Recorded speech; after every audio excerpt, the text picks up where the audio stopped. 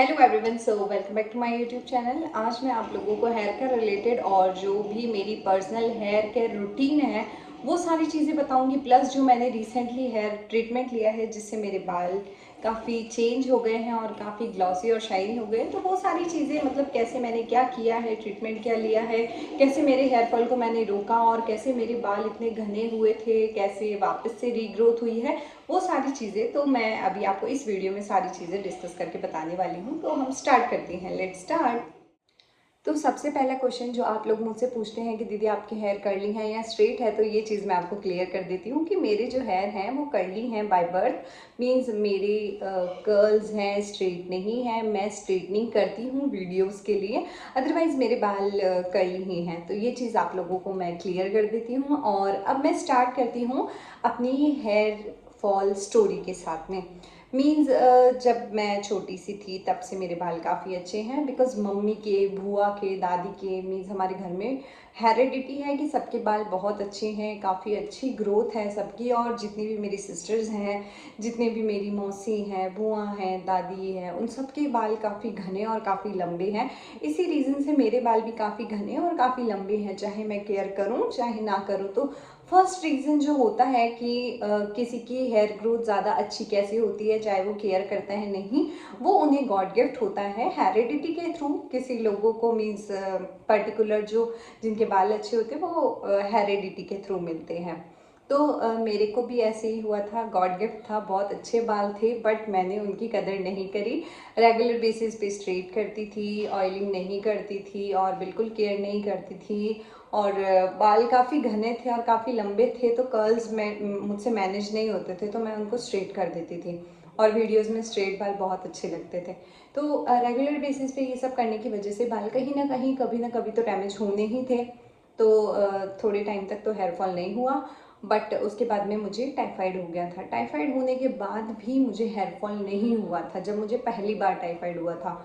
उसके बाद में 3 महीने बाद मैंने पहले टाइफाइड में मेरी प्रॉपर केयर नहीं की थी, तो मुझे 3 महीने की ड्यूरेशन में वापस टाइफाइड हो गया था।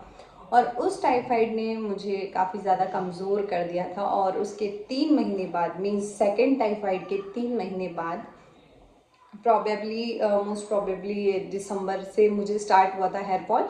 तो दिसंबर और जनवरी मीन्स इस बीच में मुझे 25% हेयर लॉस हो चुका था। मीन्स अगर मैं ऐसे कॉम्ब भी करती थी तो वो जितना जहाँ जहाँ कंघा लगता था वो सारे बाल वहाँ से गिर के ज़मीन पे हो जाते थे। तो कुछ इतने बाल मुझे 15 दिन में टूट गए थे। एक बार मैं जब बाल बांटती थी तो किसी मतलब लेडी का इतना जूड़ा बनता होगा उतने बाल मेरे एक बार में टूटते थे, तो मुझे बहुत ज़्यादा टेंशन हो गई थी। तो टेंशन होने की वजह से मैंने डॉक्टर तो नहीं कंसल्ट किया, मैंने क्या किया, होम रेमेडी स्टार्ट की। जैसे कि विटामिन ई के कैप्सूल्स लगाना, विटामिन ई के कैप्सूल्स खाना, और मतलब उसको ट्राई किया था, उससे भी मेरे को कोई रिजल्ट नहीं मिला। तो 5-6 दिन में दिखा तो मेरे हेयर फॉल बहुत ज़्यादा हो रहा है।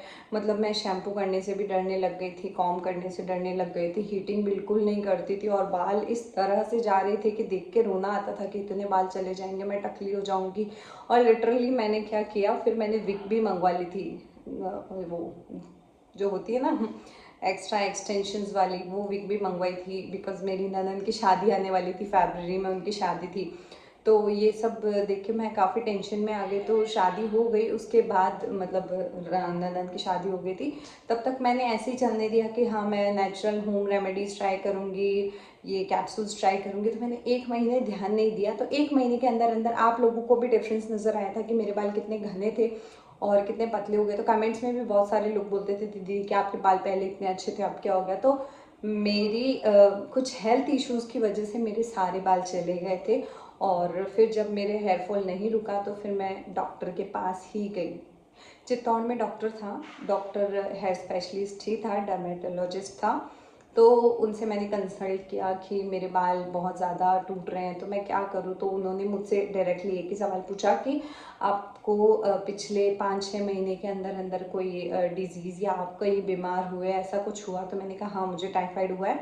तो बोला यही रीज़न होता है, पहले के जब लोग बीमार होते थे तो वो टकले भी हो जाते थे। तो ऐसा सुन के मेरे को और टेंशन हो गई। मैंने कहा मेरे बाल आएंगे या नहीं आएंगे। तो उन्होंने देखा स्कैल्प और मुझे कुछ टैबलेट्स दी, स्प्रे दिया और शैम्पू दिया। ये मुझे यूज़ करने के लिए बोला। 10-15 दिन मैंने यूज़ किया, मेरा हेयर फॉल रुक गया। और उसके बाद में मैंने टैबलेट्स कंटिन्यू की। तो 15-20 दिन, 25 दिन मीन्स जब बाल निकल ही गए, तो अब निकल गए तो उसका मेरे पास कोई सॉल्यूशन नहीं था। बस मैं ये चाहती थी कि निकल गए, वो पोर्स बंद ना हो, वहाँ पे वापस से रीग्रोथ हो जाए हेयर की, ताकि वापस से थोड़ी टाइम बाद, 2 साल 3 साल बाद जब वो बाल लंबे हो जाएंगे तो वापस मेरे बाल घने लगेंगे। तो मेरा यही था। तो उसके बाद में जब मैंने ट्रीटमेंट किया स्टार्ट, तो बाल मेरे आने लग गए थे और मैं बहुत खुश हुई। उसके बाद में टैबलेट्स वगैरह बंद कर दी। फिर मैंने नेचुरल होम रेमेडीज से स्टार्ट किया वापस से। अब मैंने कैसे स्टार्ट किया वो मैं आपको बताती हूँ।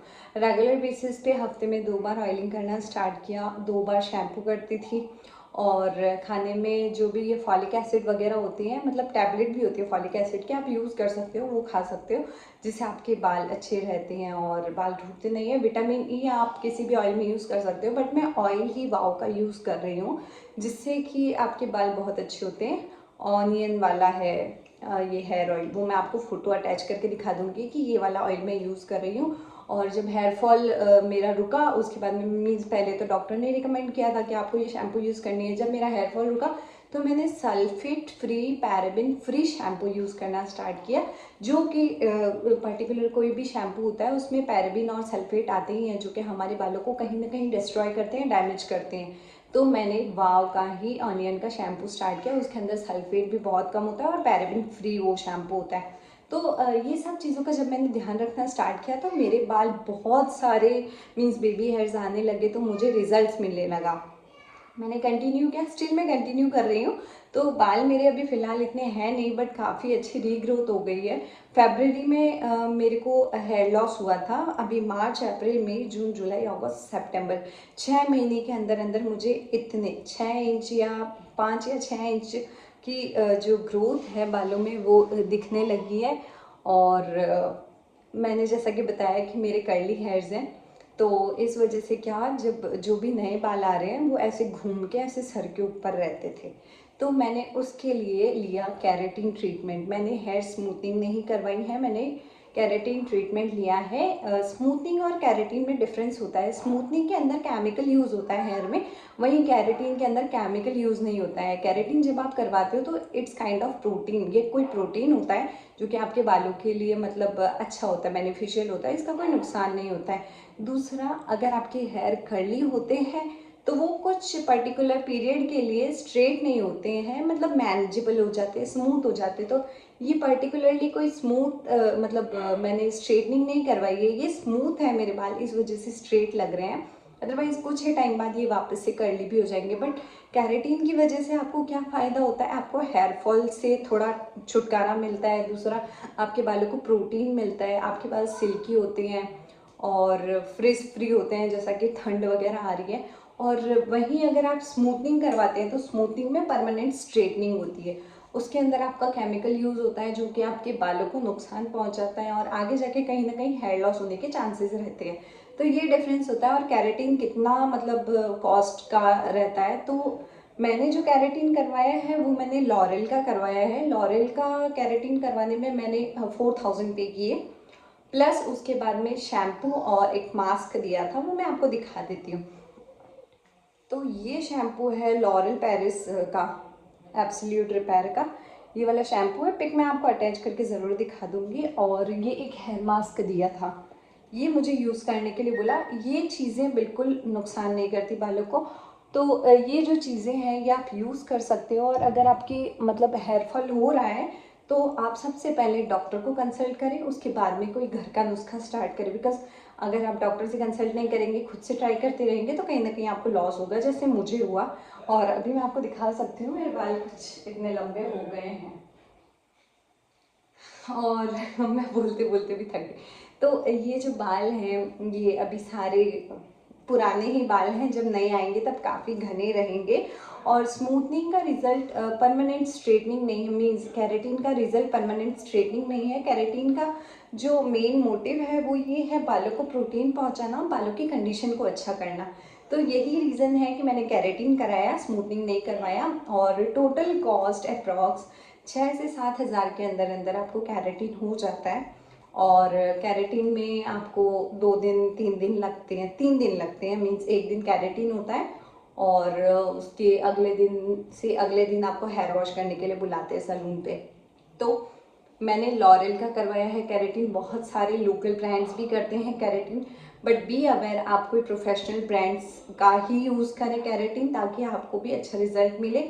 और अगर आपको हेयर फॉल हो रहा है तो आप रेगुलर बेसिस पे अपने बालों का ध्यान रखें, ऑयलिंग करें। नॉर्मल जैसे कि देखो, नॉर्मल हेयर फॉल सबको होता है, 50 to 100 हेयर पर डे सबके गिरते ही हैं, बट इससे ज़्यादा अगर आपको हेयर फॉल हो रहा है और बहुत ज़्यादा ड्रास्टिक हेयर फॉल हो रहा है तो better consult to doctor then go for home remedies. So ये मेरी कुछ पर्सनल टिप्स हैं आप लोगों के लिए। मैं कुछ भी एक्स्ट्रा नहीं बताऊंगी, आप लोगों को गुमराह नहीं करूंगी कि आप ये करो वो करो, इससे आपके हेयर फॉल हो मतलब बंद हो जाएगा, नहीं। Better consult to doctor. और जो अच्छी चीज़ थी कि कैरेटीन बेनिफिशियल होता है बालों के लिए, तो वो आप लोग करवा सकते हो। अदरवाइज मैं आपको पर्सनली गुमराह नहीं करूँगी कि आप ये करो वो करो, बिकॉज अभी ठंड आने वाली है, वैसे भी हेयर फॉल बहुत होगा, तो प्रॉपर आप ऑयलिंग करना स्टार्ट करो। तो यही रीज़न है कि अभी मेरे बाल कम हो गए, पहले बहुत ज़्यादा थे, बट आने वाले 1 साल के अंदर अंदर मेरे बाल वापस से घने हो जाएंगे। So thanks for watching and keep supporting. Hope so आप लोगों को थोड़ा सा नॉलेज मिला हो मेरी इस स्टोरी से। और मैं एक चीज़ और बताती हूँ, जब मैं कैरेटीन करवा रही थी तो कैरेटीन के रिजल्ट्स भी मैं आप लोगों के साथ शेयर कर रही हूँ कि कुछ ऐसे बाल दिख रहे थे जब मैंने कैरेटीन करवाया था, और मुझे लगा कि परमानेंट स्ट्रेट ही रहेंगे, बट ऐसा नहीं होता। बालों की क्वालिटी अच्छी होती है, शाइनी हो जाते हैं, बाउंसी हो जाते हैं। कुछ वीडियोस कुछ पिक्स मैं अटैच करके आप लोगों को ज़रूर दिखाऊंगी। और जब कैरेटीन करवाते हैं तो कैरेटीन क्रीम जब अप्लाई होती है तो थोड़ी दिक्कत होती है हमें, मीन्स जब हम इनहेल करते हैं तो वो जो पर्टिकुलर स्मेल होती है वो हमसे बर्दाश्त नहीं होती, और मुझसे तो बिल्कुल भी नहीं होती, बिकॉज मेरी नाक थोड़ी ज़्यादा तेज है। बाकी उसमें कोई भी नुकसान वाली बात नहीं है, 45 मिनट्स तक वो क्रीम रहती है, अदरवाइज़ कोई दिक्कत नहीं है। तो ये था मेरा पर्सनल एक्सपीरियंस अपने बालों को लेके, और मैंने रिसेंटली ये कैरेटीन करवाया है। So thanks for watching and keep supporting. Next video किस पे बनाऊँ ये भी आप लोग ज़रूर बताइएगा, और सुन मेरा सॉन्ग भी आने वाला है, सो आप लोग जुड़े रहिए। So thank you.